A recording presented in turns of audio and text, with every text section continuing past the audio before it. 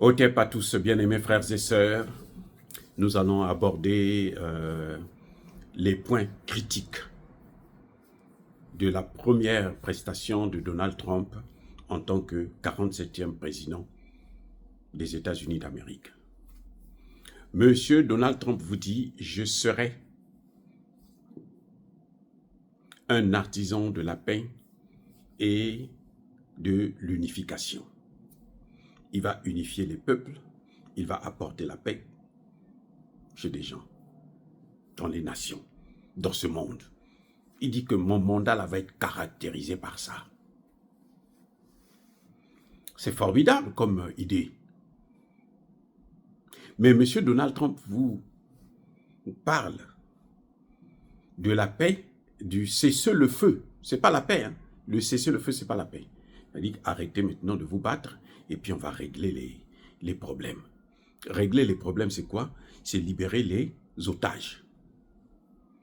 Il a bien précisé qu'à cause de lui, on va libérer les otages. Les otages ont commencé à être libérés. Mais il n'a pas parlé de la création d'un État palestinien. Les amis, soyons sérieux. Soyons sérieux. Est-ce qu'il règle un problème? Non. Il règle le problème de ses amis. Il règle le problème d'Israël, mais il ne règle pas le problème de la Palestine. La Palestine, pour lui, c'est comme si ça n'existait pas. Il règle le problème d'Israël en imposant à la Palestine un cessez-le-feu. Un cessez-le-feu, on vous remettez les otages et puis on ne va plus vous taper, hein, les enfants, on va vous taper. Entre-temps, on a pris Gaza. Question, pourquoi Gaza les intéresse tant? Pourquoi le Liban les intéresse tant? Parce que Gaza, Liban, une partie de la Syrie, il y a le plus grand gisement de gaz de la Méditerranée. C'est ça qu'ils sont en train de prendre. Maintenant, vous allez leur laisser la Cisjordanie ou, je ne sais pas moi, une partie de Gaza. Ils vont faire quoi avec? S'il n'y a pas de matière première, ils sont enclavés. C'est ça la paix? Ça, c'est la paix de quelqu'un qui prête serment sur 2 Bibles. Il y a 2 Bibles avec lui, 2 Bibles, 2. Et il termine la prestation de serment en demandant l'aide de Dieu. Pour faire quoi? Pour faire mal à d'autres pays. Pour faire mal à d'autres peuples. Les amis, c'est-à-dire que, vous savez, quand j'ai écouté ça, je me suis dit, oh là là, le monde est méchant.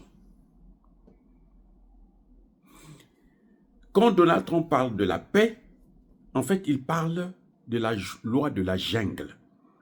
C'est-à-dire que, dans le cas, par exemple, de la Palestine, du Liban, vous devrez faire ce que moi je vous demande de faire. Vous vous taisez. Le reste, là, ce n'est pas votre affaire. Eh oui. Faites ce que moi je vous dis. Si vous ne le faites pas, je vous écrase tous. Moi, je suis fort. Moi, j'ai le pouvoir, j'ai l'armée. J'ai 850 bases dans le monde. Je peux faire la guerre là où je veux.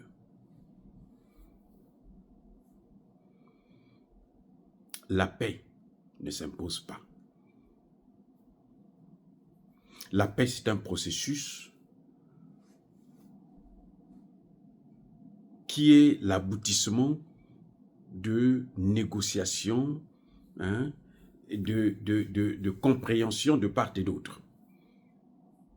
Ce n'est pas quelque chose, on dit, bon, toi là, on te tape, tu ne réponds pas. Tu as compris? Si tu réponds, si tu pleures là, moi je vais te taper encore plus. Ce n'est pas la paix, ça.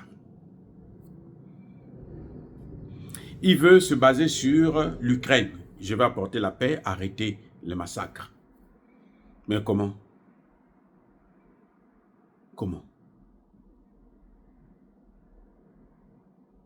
Il va remettre les territoires ukrainiens qui sont occupés par la Russie. Mais non, vous savez très bien que ce n'est pas possible. En fait, en Ukraine, il ne peut pas faire la guerre. C'est pour ça qu'il préfère faire la paix. Donc, là, on lui impose la paix. La Russie lui impose la paix parce que les pays de l'OTAN n'ont pas pu faire la guerre. Et lui, il veut un cessez-le-feu pour avoir le temps d'essayer de rattraper le tir. Les Russes ne veulent pas de ça. Donc, ça, c'est pas la paix. C'est pas un homme de paix. C'est pas un artisan de la paix. C'est pas un unificateur. S'il voulait la paix, il devrait dire tout de suite, l'Ukraine ne rentrera pas dans l'OTAN.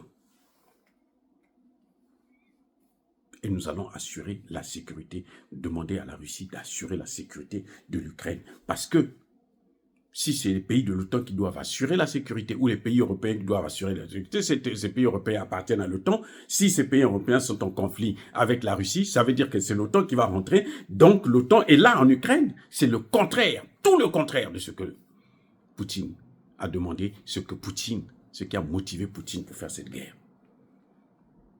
Ce n'est pas un artisan de la paix. Les amis, les Africains qui disent, moi j'entends des Congolais qui vont vous dire, oh non, au Congo, il y aura la paix. Non. Pour qu'il y ait la paix au Congo, là, Donald Trump va reprendre le Congo comme étant sa chose. Si ce n'est pas sa chose, il n'y aura pas la paix. Vous allez voir. Je vous mets à défi. Vous allez voir ce qui va se passer. Ces gens ne connaissent pas la paix tant qu'ils n'ont pas ce qu'ils veulent chez vous. Quand ils prennent ce qu'ils veulent chez vous, là, on vous dit, oh bon, maintenant vous pouvez mourir de faim, de pauvreté. Et ils se réjouissent. On est la première puissance. Quelqu'un qui dit, je veux rendre l'Amérique encore plus forte, plus grande. Je vous avais déjà dit ça. Il vient, c'est pour ça. C'est la méthode qui diffère. Il sera un peu plus réaliste parce qu'avec la Russie, par exemple, il sait qu'il ne peut pas gagner la guerre. Ils n'ont pas d'armes. C'est pour ça que vous voyez, ils sont obligés de faire la paix en Ukraine. Parce qu'ils n'ont pas d'armes. Ils ne peuvent pas faire la guerre en Ukraine. S'ils vont faire la guerre là-bas, ils vont échouer, ils vont être écrasés. S'ils vont faire la guerre à Taïwan, ils vont échouer, ils vont être écrasés. Même la guerre économique qu'il engage là, c'est pour rien du tout. Il ne pourra pas tenir. Les amis, face à la Chine a l'argent. Eux, ils n'ont pas d'argent. Ils n'ont pas d'argent. Ils sont endettés, c'est le pays le plus endetté au monde. Qu'est-ce que vous pensez qu'ils peuvent faire? Rien. Il n'y a rien qu'ils peuvent faire. C'est pas ça la paix. C'est pas ça la paix. Arrêtons de rêver, nous, Africains. Arrêtons de rêver. Préparons-nous à les affronter parce que ils vont nous faire la guerre, puisque nous avons ce que eux ils cherchent.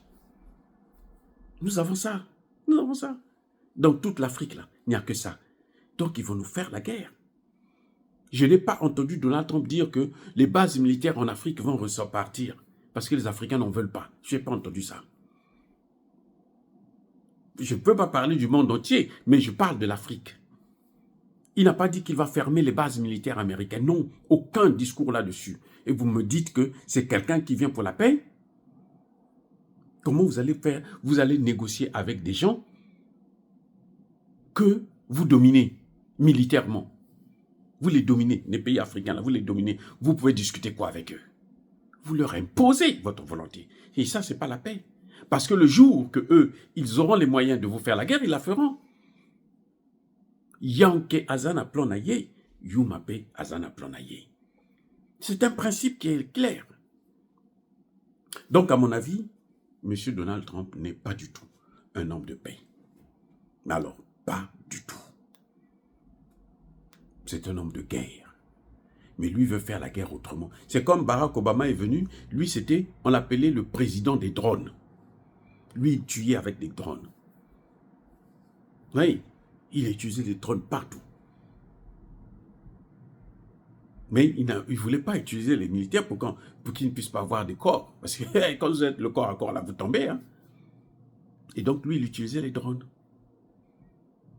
Les amis, soyez bénis, abondamment bénis par le Dieu des Kémites et par nos ancêtres angélisés. Mais que tous ceux qui persécutent le continent africain, le pillent et le déstabilisent, qu'ils soient noirs, blancs, rouges, chinois, arabes, qui qu'ils soient punis, maudits, foudroyés, neutralisés, écrasés, effacés par le Dieu des Kémites et par nos ancêtres angélisés. Vive l'Afrique éternelle, j'ai dit et j'assume.